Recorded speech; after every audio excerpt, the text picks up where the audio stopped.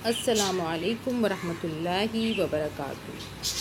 Today we will learn the Arabic alphabets, the lesson number 1, and these are the last 3 lines of our lesson. We will read it and read after me. Kaf, Lam, Mim, Noon, Vav, Ha,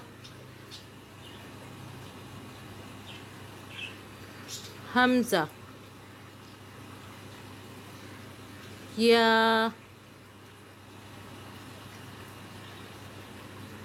Ya. Now read again. Kaf, Lam, Mim,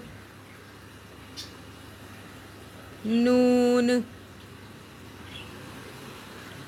Vav,